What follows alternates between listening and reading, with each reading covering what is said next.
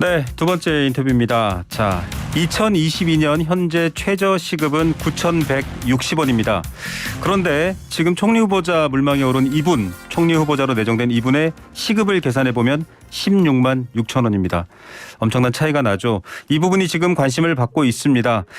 여러 차례 또 이준석 국민의힘 대표와 전국 장애인 차별 철폐 연대 이동권 보장 관련해서 여러 가지 날선 말들을 나누기도 하신 분인데요.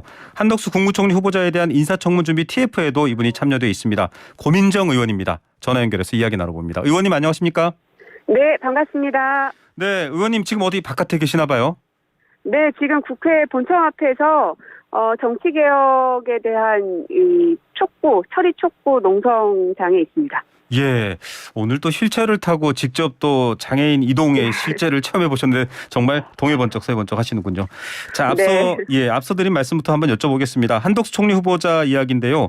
인사청문 특위가 구성돼서 보통 의원들이 후보자 검증을 하는데 인사청문 TF라고 명명이 됐습니다. 다른 게 있나요? 네.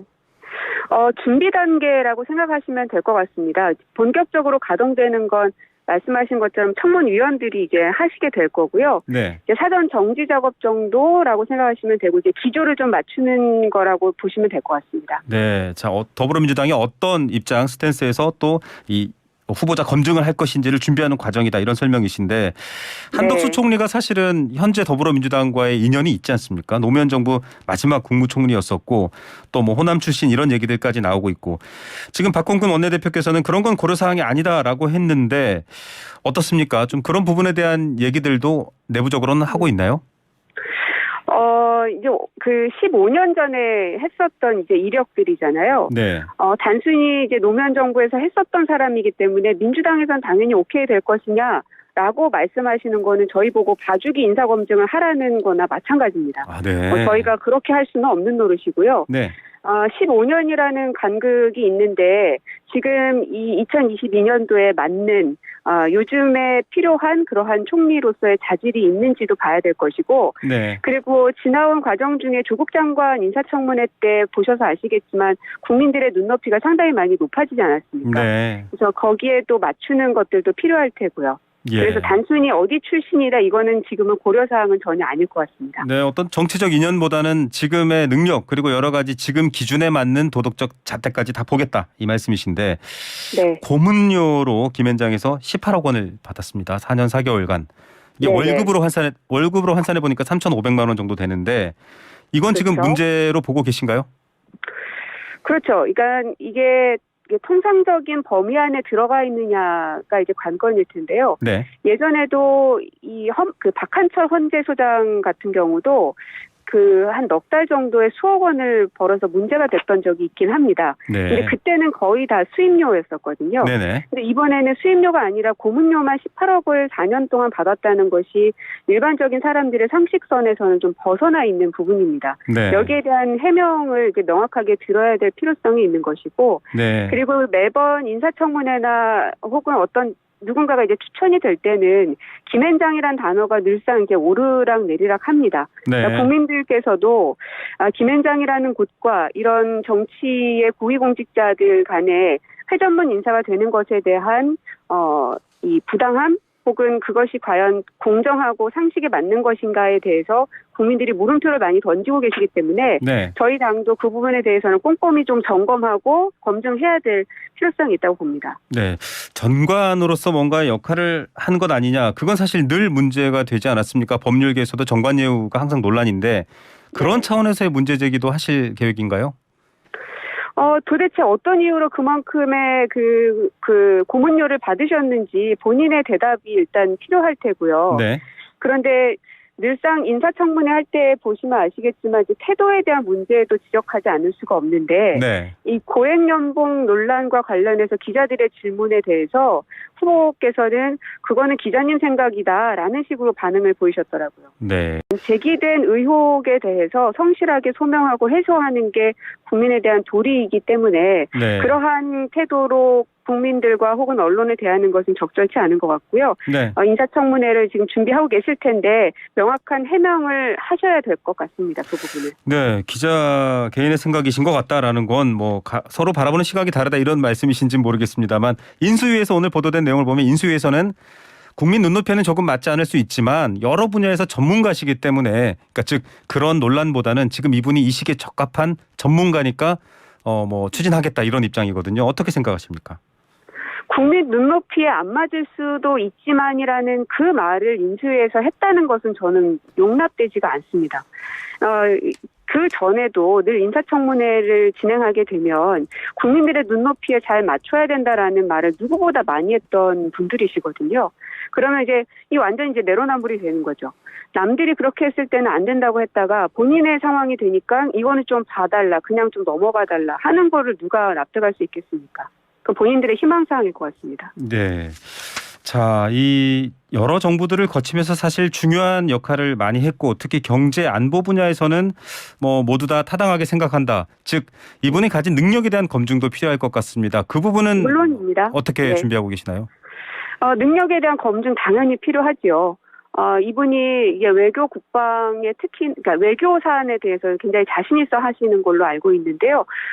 지금 달라져 있는 이 한반도를 둘러싼 여러 가지 상황들, 그리고 문재인 정부 같은 경우는 한반도의 평화를 주로 가장 메인 핵심으로 뒀었는데, 네. 지금의 윤석열 당선인 같은 경우는 사드 배치라든지 혹은 선제 타격이라든지 문재인 정부보다는 훨씬 더 강한 공격적인 자세를 취하고 있는 그런 정부거든요. 그러면 이 국정을 운영해 나가는 대통령과의 합도 당연히 중요할 텐데, 왜냐하면 본인의 선거가 아니지 않습니까? 이거는 대통령을 보좌하고 혹은 책임 총리로서 이 대한민국의 국정을 하나의 큰 줄기가 돼서 끌어나가셔야 될 분이기 때문에 대통령과 완전히 국정 철학을 달리하시는 분이 총리가 됐을 때에는 계속해서 이견 충돌이 될 수밖에 없지 않겠습니까? 네. 아마도 인수위에서도 국정 철학이 어느 정도 맞다고 판단했기 때문에 이분을 후보자로 내세우셨을 것이기 때문에 네. 윤석열 당선인이 가지고 있는 이런 외교안보적인 관점에 대해서 이 후보께서는, 한덕수 후보께서는 어떠한 비전과 그리고 자신의 철학을 갖고 있는지를 좀 면밀히 인사검증을 통해서 검증을 해야 될 것 같습니다. 네, 알겠습니다. 이건 뭐 그냥 무색무취한 능력의 문제가 아니라 어떤 국정 철학이냐 또 현재 상황 또 한반도 상황을 어떻게 판단하느냐도 중요한 문제다 이 말씀이셨습니다. 네. 뭐 날카로운 당선인과의 네. 그 합을 잘 보아야 된다는 것이죠. 네.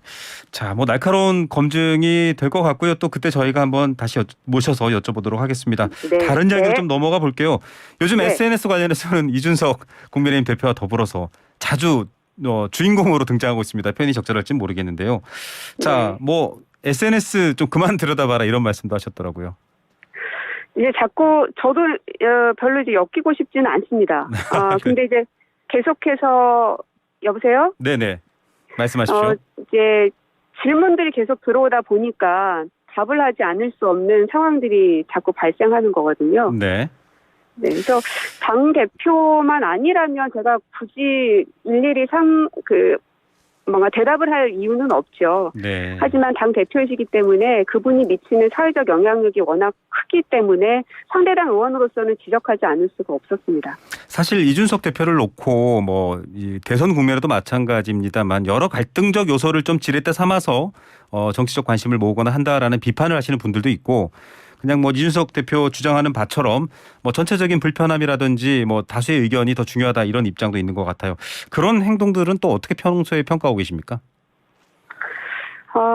본인의 의견을 정치인으로서 내세우는 것을 누가 뭐라고 하겠습니까?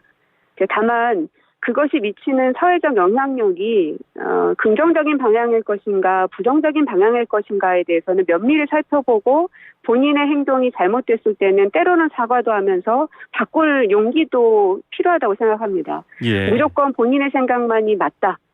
내가 다 정답이다. 이런 자세는 정치인으로서는 옳지 않는 모습이라고 생각합니다. 네, 언뜻 보면 좀 세부적인 사안을 다룬 것 같은데 사실 그렇게 함으로써 약간 혐오라든지 서로에 대한 각자 입장이 다른 분들에 대한 다툼 이런 것들도 격화되는데 역으로 네. 이준석 대표는 나를 혐오 프레임에 가둬서 공격하지 말라 이렇게 얘기했어요. 이 말은 어떻게 판단하십니까?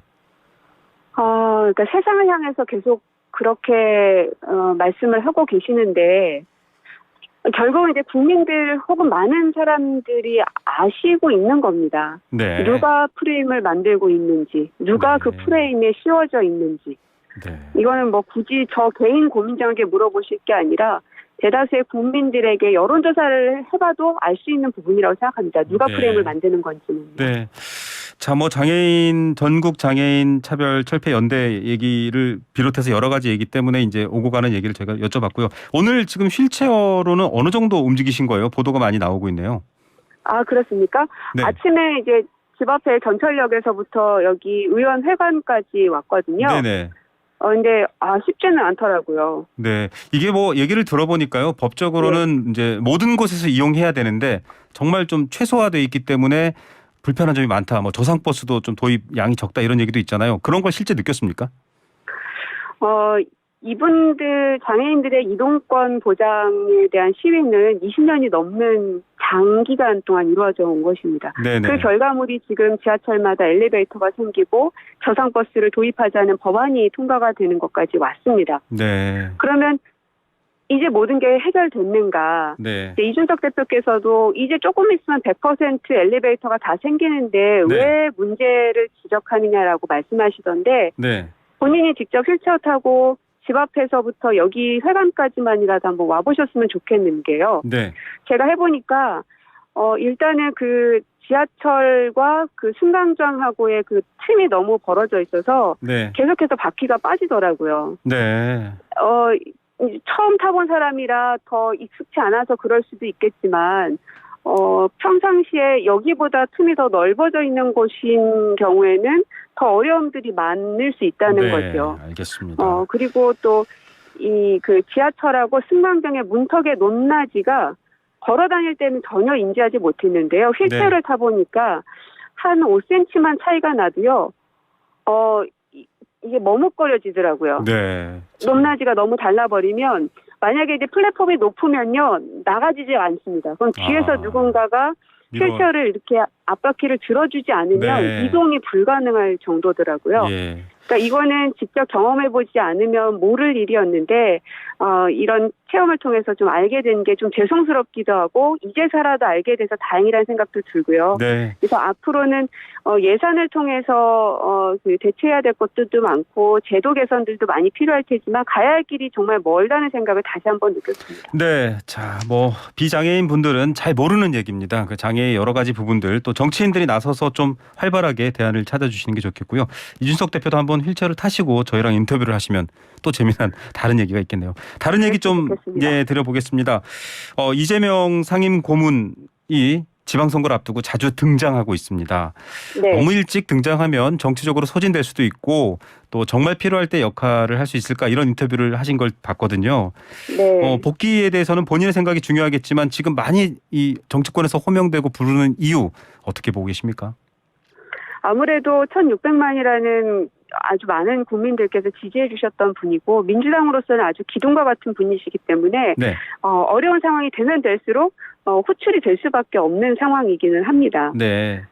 그래서 이번 지방선거에서는 그래도 좀 도움을 주시지 않을까 하는 기대감도 좀 있기는 한데요. 네. 한편으로는 우리 후보가 너무 빨리 소비되어지고 소진되어 버리는 건 아닐까 하는 그런 좀 걱정도 되는 겁니다. 물론 네. 이제 이재명 고모님의 그 특성은 워낙 이 진취적이고 무언가를 이렇게 해결하는데 아주 그 능력이 뛰어난 분이시기 때문에 잘 헤쳐나가실 수 있겠지만 어쨌든 옆에서 그걸 지켜보고 함께 하고 싶은 이 사람으로서는 좀 흠집이나 흠결 이런 게 덜 생기면서 갔으면 좋겠다 하는 바람이 들다 보니까 자꾸 그런 생각이 듭니다. 네, 알겠습니다. 대통령직 인수위원회 대변인 매일 아침 9시에 또 얼굴을 보여주시던 김은혜 대변인은 경기도지사 도전을 오늘 선언을 했고요. 그 자리에 또 네. 배현진 의원이 대변인으로 왔습니다. 두 분 다 사실 고민정 의원님과 같은 방송 직군이셨기 때문에 네. 바라보는 시선이 다를 것 같은데 어떻게 평가하시겠습니까? 응원합니다. 네, 네. 두 분 다 새로운 이제 역할을 맡으셨기 때문에 한 분은 이제 선거라는 전장에 다시 나가셔서 싸워야 되실 일이기 때문에 뭐 여러 가지 또 어려움들도 있으시겠죠. 하지만 본인의 소신과 철학을 잘 설파하시기를 기대하고요. 네. 또 배현진 대변인께서도 이제 인수위에서 대변인의 역할은 기존에 했었던 당 대변인과는 또 차원이 또 다른 것일 겁니다. 네. 그래서 어깨도 많이 무겁겠지만 이게 뭐 국민의힘이고 민주당이고 이걸 다른 것을 제가 굳이 말하고 싶지는 않고요. 네. 그냥 대한민국 국민으로서 인수위가 잘 운영되기를 바라는 마음 그것만 보여드리고 싶습니다. 예, 또 응원만큼 좋은 소통도 있기를 또 국민들은 기대하고 있을 것 같으니까요. 저희도 한번 모시게 되면 그 이야기도 전해드리겠습니다. 네. 끝으로 지방선거를 앞두고 민주당의 쇄신의 목소리 많이 나오고 있지 않습니까? 상대적으로 젊은 의원에 속하시기 때문에 그 쇄신의 목소리에 대한 입장 끝으로 한마디 여쭙겠습니다. 젊기 때문에 더 개혁을 잘하는 건 아닌 것 같습니다. 네. 나이가 많든 적든 개혁에 대한 의지가 있느냐 없느냐의 차이일 것 같은데요. 네네. 지치지 않고 성능 좋은 엔진을 달고 있는 사람처럼 이 민주당 안에서도 여러 가지 개혁 과제들 또 민생 과제들을 해결하는 데 속도감 있게 할 수 있도록 최선을 다하겠습니다. 네. 자, 뭐 나이가 문제가 아니라 개혁 의지가 문제다라는 얘기를 해줬고요. 또 민주당의 여러 변화들과도 맞물려 있습니다. 저희가 또 기회되면 의원님 모셔서 여러 가지 이야기 여쭙겠습니다. 오늘 바쁘신데 시간 감사드립니다. 네, 고맙습니다. 네, 더불어민주당 고민정 의원이었습니다.